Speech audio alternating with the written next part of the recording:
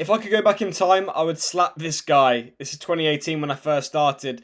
I would slap this guy before he even placed his first trade because I lost a lot of time, money, nearly my mind because I didn't know what I was about to tell you in this video. Whether you're struggling or you're brand new to trading, this could save you a lot of time, a lot of effort, and if you can relate to this, it's going to help you. It's going to help you progress. So yeah, I'm going to talk about what I wish I knew before starting. So firstly, it's the reality check. Like most of us get into trading and we have these myths about getting rich quick, and that's exactly what I did. I had a about a $500 account, and this was running at about 698. And I thought I was going to flip this into thousands. I was at school, I was studying, and I was just doing this on the side, and I was looking at these Instagram traders, and I was thinking, oh, I'm going to flip this and make loads of money doing this. And I didn't realize that that's just not the reality. And I even hear people today that talk to me who know know that I trade, and they sit there and go, well, oh, I've just started trading Bitcoin, I'm going to flip this into thousands. And I'm like, mate, you're not. You know, the chance of that happening, and even if you do, it'd be bad because you're going to learn the wrong habits, learn the wrong skills, get lucky, and think you know what you're doing, when in reality it's slow and consistent. Mindset is 80% of trading. When I first learned this, or was like getting into trading, I thought, just give me a strategy. Who cares about the mind? It doesn't matter. Just give me the knowledge, give me the information.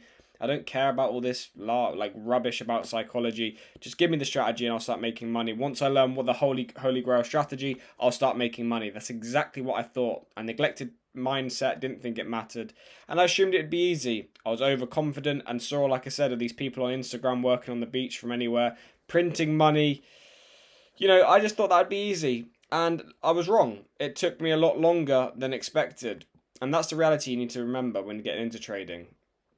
Losing is part of trading, and this is what happened to me. Losing is part of trading. It's unavoidable. Every time I lost, and you might be losing, you might be having losing streaks or blowing accounts, or like I said, going on losing streaks, and you're gonna have to understand that it's normal. It's completely unavoidable. When I first started, I thought, let's find a strategy when I don't lose. I associated any strategy that had losses as a bad strategy, and that's just completely wrong. At the start, you're going to lose, you're going to become emotional, you're going to want to get that money back, you're going to revenge trade because you're going to see it as a negative. You're going to see losing as a negative. But over time, you'll see losses as either a lesson because you made a mistake and you won't make that mistake again, or an expense.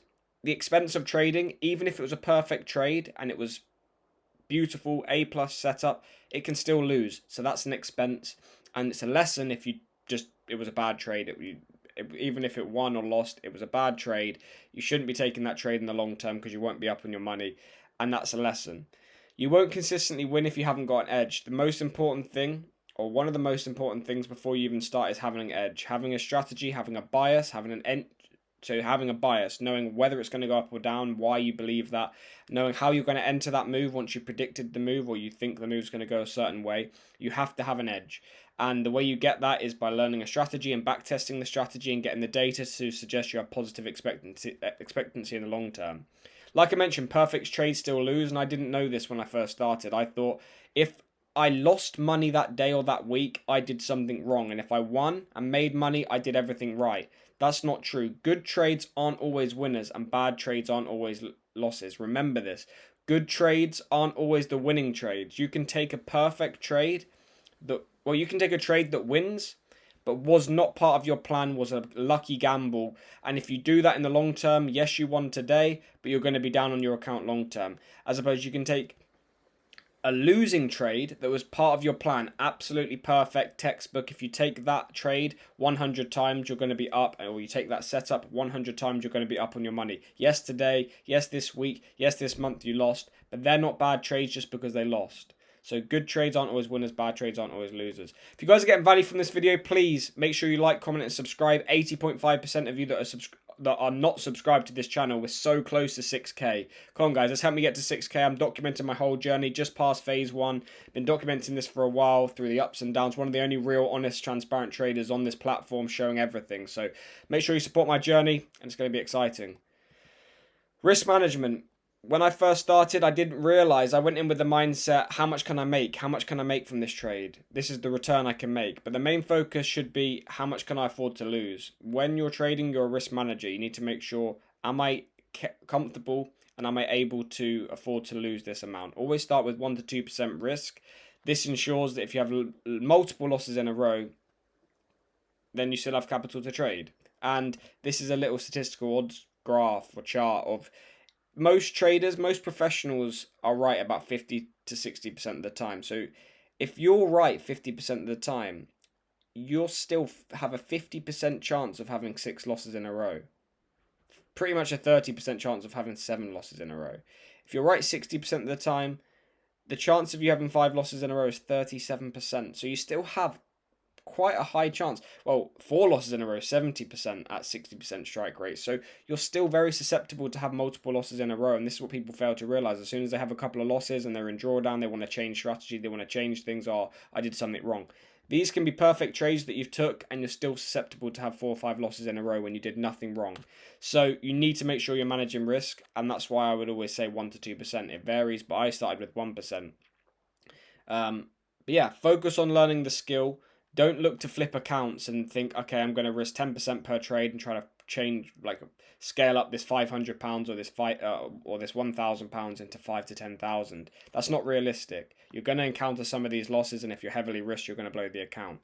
Start with 1 to 2%. Learn the skill. That's what I did on a £500 account. Learned the skill. Got a little bit of the psychological element in there because I was trading real money, not a demo account. Yeah, it was only £500, but it meant a lot to me at the time.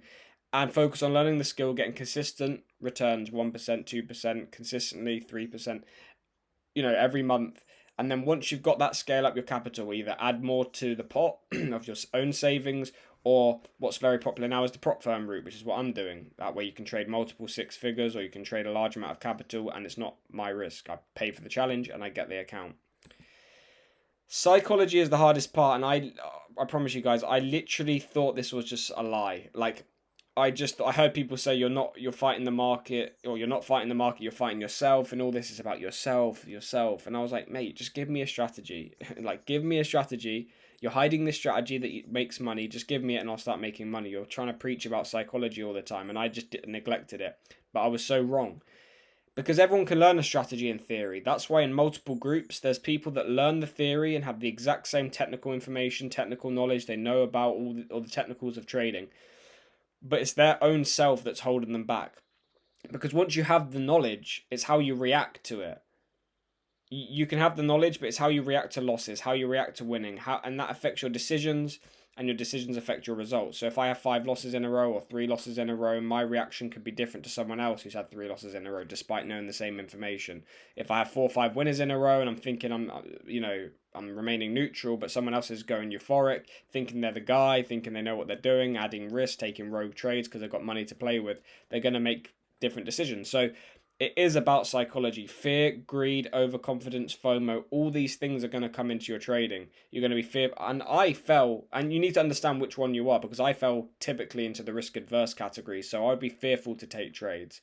I was more talking myself out of trades, not taking trades out of fear of losing, fear of being wrong, losing money, seeing the account go down. And then when I was down, being really conservative to not lose more. But I know other people that are more overconfident, are more greedy, that have had 3-4 losses in a row. They triple the risk to try and get it back. They don't want to be down. They can't cope with seeing the account down, so they're over risking to try and get that back. So you have to identify which one you are, and once you do, you have to then identify patterns in your behavior, and whether that's whether you're struggling because you're being too fearful, because you're being too risky. And that's inner work. That's yourself, and that's the hard part. So summary, guys, I don't want to take your time for too much longer, but if I was to start again, this is the thing I would say. I wasted months trying to avoid losses, which losses are always going to happen. I assumed that if I took losses, the strategy didn't work. That's not true, and I spent so much time trying to find the holy grail strategy. If I had a couple of losses, I would just switch strategies. I would always strategy swap, looking for the next best thing. Learn one strategy, stick with it for a long enough time. It doesn't mean you can't change ever. You're always going to change and make tweaks, but it means if you had a few losses, like you're in drawdown, you're not just going to swap to the next best strategy that you think you see on Instagram. Stick with something for long enough with multiple trades, 50 to 100 trades. Allow it to play out despite if you've had 4 losses in a row, 5 wins in a row. You need to allow that to play out. You become the edge outside of trading. Again, I neglected this. I assumed it was all down to the to the knowledge of learning a strategy and being in a community. But I learned the knowledge for years. I knew the same information that I know now for years. But I decided that I have to become the edge outside of trading. I have to trust myself, I have to be disciplined, and I decided to get into good shape, decided to go to the gym, seek long-term gratification, and have trust in myself. And by doing that, those skills applied to trading my plan, and I become so much more disciplined and regimented within my trading that I've got a lot more consistent. And everyone's mentally different. So it's not like I mentioned, some people are more risk adverse, some people are more risky, some people are more stable, some people are more emotional. So you have to become aware and improve your flaws, and that comes within. You can tell people and they can help you, but a lot of it's going to come within. It's going to take longer than you expect, and that's okay. I thought I'd be a lot more profitable quicker. I thought when I first started, after 2-3 years, I'd be the man, I'd be the guy making loads of money. It took me up to 6. I'm still improving. I'm consistent now with this year, but consistency is only... You're only as consistent as your last month. You can be consistent, and my results this year have shown that I've been consistent passing phase 1 and showing my results consistently hitting good months. But if I slack off now and I'm not disciplined, I'm not the edge outside of trading, and I completely flop, then you can then become inconsistent again. Never give up, keep improving and learning, and you're going to get there. You're going to get around like-minded people. Also, I should say, avoid people that don't see the same mission as you. There's no point being around them. I wasted time being around people that didn't really believe in me, didn't really see my vision, and all it did was add friction to where you want to go. It was just awkward, and just avoid them. Don't be around people like the people on this channel. Get into a community of like-minded people that see what you want to do and where you want to go. And that's all I would say. That's what I would tell my younger self. So hope you guys got value from this video. If you did, make sure you like, comment, and subscribe. I appreciate all the support. Let's hit 6K. It's exciting times, guys. Going to pass phase 2 hopefully soon. And I'll be keeping you updated on that. And yeah, hope you got value.